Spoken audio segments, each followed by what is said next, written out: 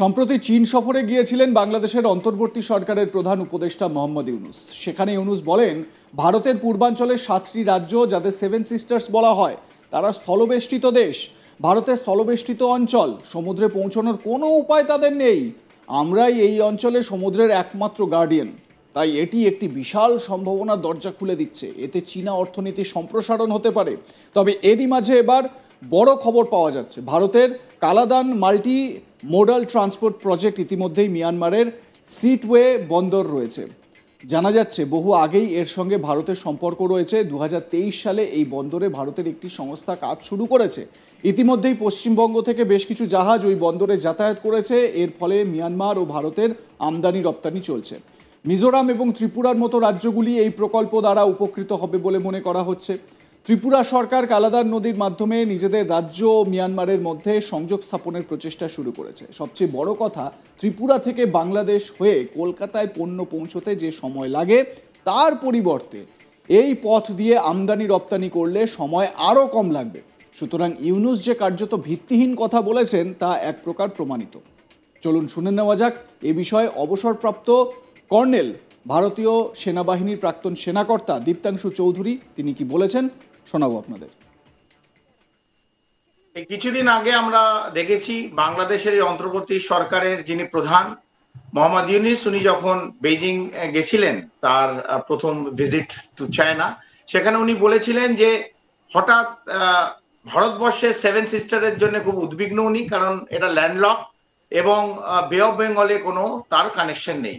আমার মনে হয় উনি ভূগোলটা ভুলে গেছেন, কারণ ইকোনমিক্সও উনি বোধহয় একটু ভালো, কিন্তু ভৌগোলিক অবস্থান বোধহয় উনি ভুলে গেছেন। আর উনি এই যে ভারতবর্ষের যে Kaladan multi modal transport project KMMTTP, এই Kaladan multi modal transport project যেটা সিটওয়ে পোর্টে আছে। সিটওয়ে পোর্টটা কোথায়? সিটওয়ে পোর্টটা হচ্ছে রাখাইন প্রভিন্স। যেই রাখাইন প্রভিন্স একদম বার্মা, মায়ানমারের একবারে পশ্চিমে বে অফ বেঙ্গলে একটা ছোট্ট কালাদান নদী আছে।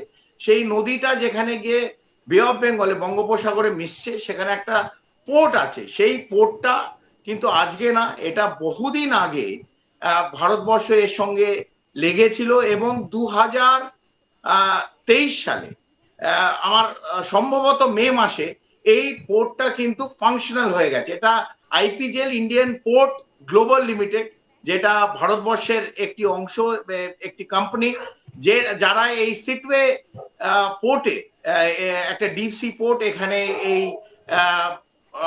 এই পোর্টটা শুরু করে এবং এই বিগত 2023 থেকে এখন অবধি প্রায় 70 থেকে 75টা জাহাজ ভারতবর্ষ, বিশেষ করে পশ্চিমবাংলার থেকে এই পোর্টটা যেটা রাখাইন প্রভিন্সে আছে সেই পোর্টে যাতায়াত করেছে। এবং আমাদের বার্মা এবং ভারতবর্ষের মধ্যে অনেক ইম্পোর্ট এক্সপোর্ট এর মধ্যে আমরা করছি।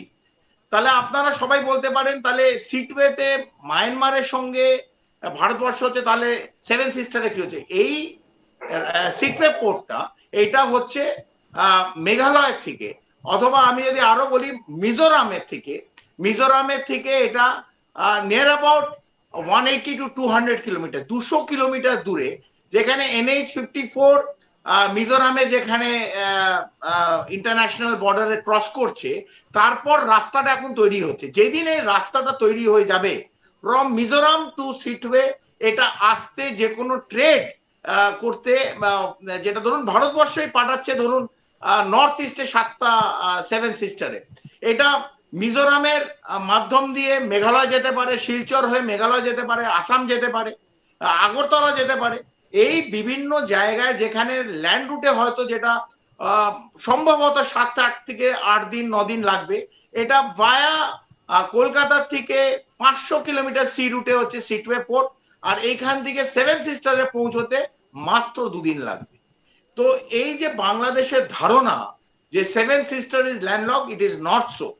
ভারতবর্ষ স্ট্র্যাটেজিক ওয়েতে চায়নাকে চেকমেট করার জন্য বহু বছর আগে এই সিটওয়ে পোর্ট IPGL এর মাধ্যম দিয়ে এই পোর্টটা ফাংশনাল করেছে। এই পোর্টটা বে অফ বেঙ্গলে একদম রাখাইন প্রভিন্সের মুখে, এবং রাখাইন প্রভিন্স আমরা প্রত্যেকে জানি it is rich in oil and gas. এটা কোনো না কোনো দিন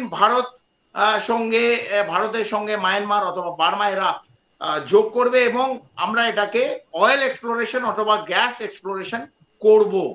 এখন পর্যন্ত যে ট্রেড হচ্ছে ভারতের থেকে বিভিন্ন manufacturing, car manufacturing, spares, medicine, iron and steel ভারতবর্ষ থেকে আমরা মায়ানমারে পাঠাই, রাখাইন প্রভিন্সে পাঠাই এবং বার্মার সঙ্গে কিন্তু আমাদের একটা বন্ধুত্ব সম্পর্ক এবং যেহেতু চায়নার একটা অনেক ইনফ্লুয়েন্স মায়ানমারে বেড়ে গেছিল, বিশেষ করে চায়না মায়ানমার ইকোনমিক করিডোর, এটা যখন হচ্ছিল ভারতবর্ষ সঙ্গে সঙ্গে এই সিটওয়ে পোর্টটাকে ফাংশনাল করে এবং আজকে Sittwe port is a strategic point in the entire bay of Bengal, যেখানে ভারতের complete control over this port is there, because এই পোর্টটাকে নির্ধারণ করে IPGL, Indian port global limited, এরাই রক্ষণাবেক্ষণ এবং দেখাশোনা করে। আর আমার মনে হয় উইথ ডেজ টু কাম, যখন এই রাস্তাটা তৈরি হয়ে যাবে থ্রু মিজোরাম, এই কমপ্লিট সেভেন সিস্টারে, যেটা সম্ভবত কলকাতা থেকে যেটা ধরুন 7 দিন 8 দিন লাগে পৌঁছতে বিভিন্ন জায়গায়, সেটা 2 থেকে 3 দিনের মধ্যে কলকাতা বন্দর থেকে সিটওয়ে পোর্ট আর সিটওয়ে পোর্ট থেকে বাই ল্যান্ড রুট এটা বিভিন্ন সেভেন সিস্টারে পৌঁছে যাবে। তা আমার মনে হয় মিস্টার ইউনুসকে আবার নিজের ভূগোলটা, বাংলাদেশের ভূগোল এবং ভারতবর্ষের ভূগোলটা ভালো করে আবার পড়তে হবে এবং সিটওয়ে পোর্টের যে প্রাধান্য আজকে এবং ভারত যে complete control of Sittwe port, এটাও ওনার জানা উচিত। অর্থাৎ ভারতের প্রাক্তন সেনাকর্তা কর্নেল দীপ্তাংশু চৌধুরীর যে বিশ্লেষণ, এটা থেকে অন্তত এটা স্পষ্ট হচ্ছে মোহাম্মদ ইউনুস চীনে গিয়ে সেভেন সিস্টার্স নিয়ে যে মন্তব্য করেছিলেন সেটা কিন্তু ভিত্তিহীন। তিনি বলেছিলেন যে এই সেভেন সিস্টার্স হচ্ছে গিয়ে ল্যান্ডলকড এবং আমরাই হচ্ছি সমুদ্রের একমাত্র গার্ডিয়ান। এটা কিন্তু একদমই বাস্তব প্রেক্ষাপট নয়, কারণ আমরা গ্রাফিক্যালি আপনাদের দেখাচ্ছি যে সিটওয়ে পোর্টের কথা তিনি বলছিলেন। এই দেখুন, আইজল আমরা জানি যে এটা আমাদের সেভেন সিস্টার্সের মধ্যে, আর মিয়ানমারের এই যে সিটওয়ে পোর্ট, এই সিটওয়ে পোর্টের যে জায়গাটি, সেই জায়গাটি আপনাদের দেখাচ্ছি। আগরতলা থেকে কলকাতা আসতে 4 দিন সময় লাগতো ভায়া বাংলাদেশের মধ্য দিয়ে। আমরা যদি এইটা দেখি, সিটওয়ে থেকে কলকাতা যেতে সমুদ্রপথে 2 দিন সময় লাগবে। আইজল থেকে সিটওয়ে আসা অনেক বেশি সহজ হয়ে যাবে এবং এই যে জায়গাটা বারবার করে কর্নেল দীপ্তাংশু চৌধুরী বলছিলেন যে রাখাইন প্রভিন্সের যে জায়গাটা, যেই জায়গাটায় মানে একটা বড় সম্ভাবনা তৈরি হয়েছে, এই ছবিটা যদি, এই ভৌগোলিক অবস্থানটা যদি মোহাম্মদ ইউনুস ভালো করে বিশ্লেষণ করেন, তাহলে বুঝতে পারবেন কত ভুল ব্যাখ্যা তিনি দিয়েছেন। আপনাদের মতামত কি এ বিষয়ে জানাতে ভুলবেন না। দেখতে থাকুন আজ তাক বাংলা, সাবস্ক্রাইব করুন আমাদের ইউটিউব চ্যানেলটি, বেল আইকন প্রেস করুন নোটিফিকেশন পেতে।